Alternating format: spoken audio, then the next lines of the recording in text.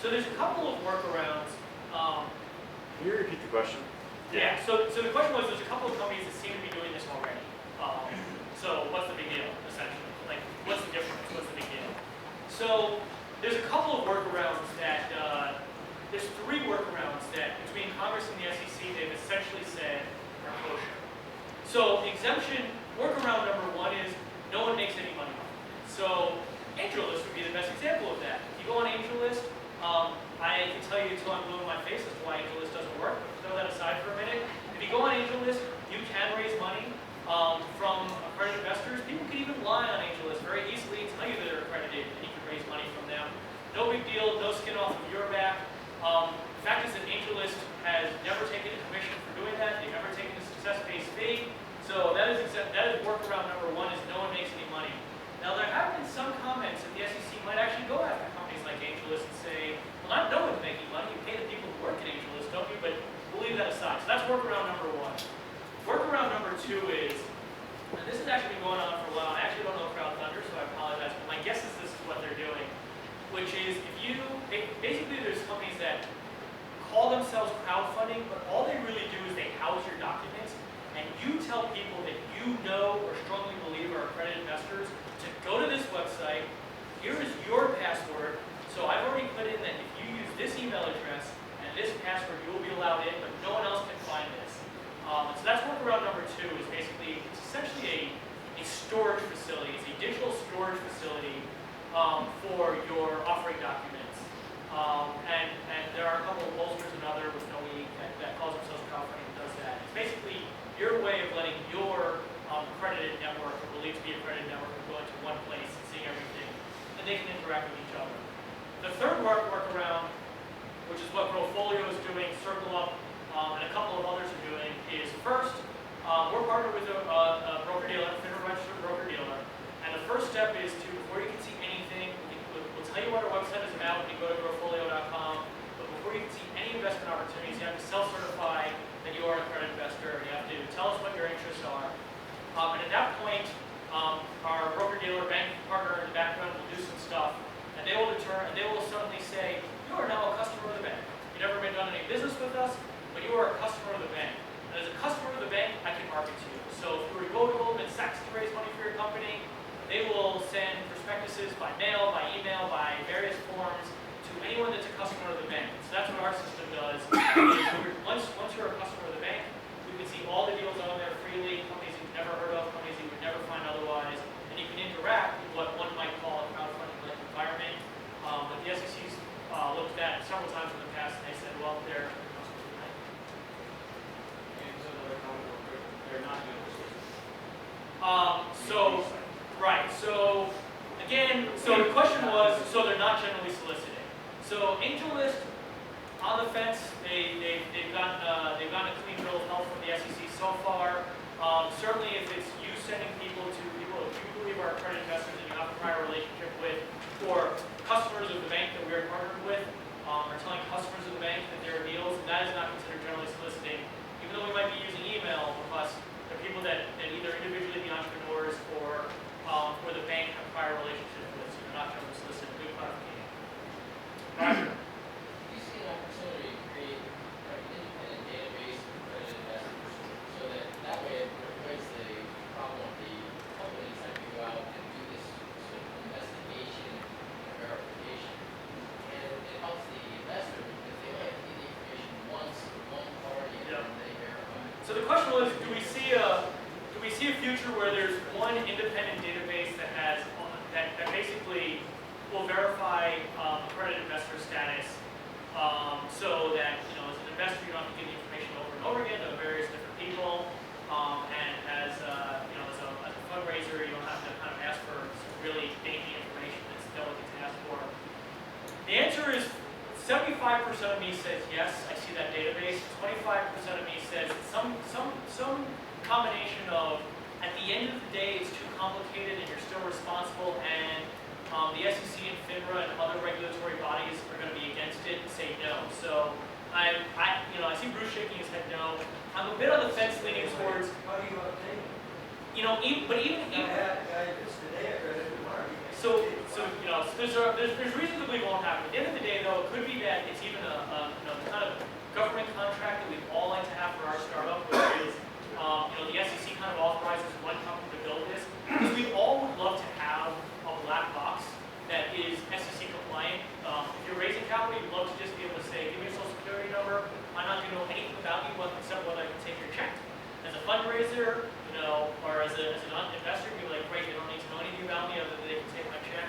So there's a part of me that says it's some way there would be someone who will figure out the workaround, but it's definitely not going to be as easy as I've had several entrepreneurs tell me over the last few years, oh great, you're getting into this space, we're building the database, it's going to be the answer, and we kind of usually take their card and thank them. So I don't think it's going to be easy. I do lean towards there will be some workaround over time. It'll be great for everyone, but it's not as simple as a great hacker figuring out how to do it. Next year they might offer. The NSA. So comment the NSA might offer it. I will tell you that if you're in Germany, the NSA can already tell you what they're called. All right, Bruce. That's not just kidding, NSA. Hey Dave, a lot of AngelList is a classic example, actually applied for a no action letter Yes. from the SEC, so they're operating under a pre-approved exemption that, and that's actually becoming pretty common right now. Yep. So AngelList guess how this typically happens is the SEC or another regulatory authority sends AngelList a letter saying, we just have some questions for you, and with enough funding, you can hire good enough attorneys. And basically, you go to the SEC and you tell them exactly why what you are doing, why what you believe you're doing is legal, or why you're confident what you believe you're doing is legal. And you have some admin with the SEC, and AngelList and others, Funders Club is another, and there's, the SEC does many of these a year, sends out a no action letter, which never really clears you. But the SEC basically says if you are following the practices and the procedures that you have outlined to us, we will not take action against you. So it doesn't say, hey, you guys are free to do whatever you want, but it does say that you are clear using the procedures that you outlined. So Bruce's point is a very good one, is that there are many elements of AngelList that the SEC has cleared, but it doesn't mean it doesn't make it entirely black and white clean. But as an entrepreneur, don't construe what I said earlier the wrong way. You can use AngelList pretty safely, but there are some things that are a little foggy about it. So one of the biggest obstacles, if you will, that I've noticed to funding in general, whether private or eventually public, is nobody's willing to take the risk to do the due diligence ahead of time. What steps are Portfolio and various other platforms It taking? feels like a setup. Yeah. So the question was, one of the challenges with any fundraising, no matter who you are, from early stage startup to IPO to public company, is anytime anyone's going to place dollar, it means someone's got to conduct due diligence. So what steps are going to be taken? And I think at the end of the day, this would be one of the reasons I would recommend you consider working with a broker dealer. So we're going to do that due diligence. So you're going to be turn around what we are. We often tell the world that we are, well, we're that. We're an alternative investments marketplace, and our goal is to be investor focused, investor obsessed. We want investors to feel like this is the place they can comfortably come, quickly, easily, efficiently see opportunities, interact on their terms, and not get phone calls, not be bothered. But turning that around, that means that we act like an investment bank. That means we don't just throw up anything. We don't go, oh, that's kind of cool, or you're a buddy of mine, let's put you up there. Our broker dealer does conduct full FINRA compliant due diligence on every deal on our platform. They're all growth opportunities. So that would be my pitch, is one way to overcome that hurdle, is say, well, essentially, a broker dealer would have never touched this a few years ago because they didn't pick your number of commission. If they didn't sell $10 million or more, they wouldn't touch it. Well, not only can you go down market really fast because they can digitize a lot of the process, but all that matters to you investors, I pass due diligence check by a FINRA registered broker dealer. Otherwise, I think I don't have a great answer for you. If you do it on your own, I think the answer is the way it's always been done, which is have a champion, have a lead, and get over that hurdle. Use anchor groups. I don't have a crystal clear answer otherwise. But obviously, I'm doing it this way because I believe in something that's You see there being sort of ratings or reviews of companies where efforts now that would provide some of that information. Yeah, so you see ratings and reviews, like there are for public companies, providing some of that information. Yes, that's another thing. That's entrepreneurs have come and they said partner with us, we can give you some third-party score. So I think certainly people are going to try that game. I think it's going to be a little bit more complicated because there's going to be various levels of information out there. So just even reconciling whether you're rating this company as non-fraudulent to has third-party information available at it versus is a good investment is going to be incredibly complicated from a qualitative standpoint, trying to quantify that. Basically quantifying a lot of accesses at once. So I think there will definitely be players attempting that. The success level is going to be pretty interesting. There's a site, I haven't looked into it too much, but I'm not exactly sure what the process is, but I think it's called CrowdCheck. Yeah. They're trying to do that.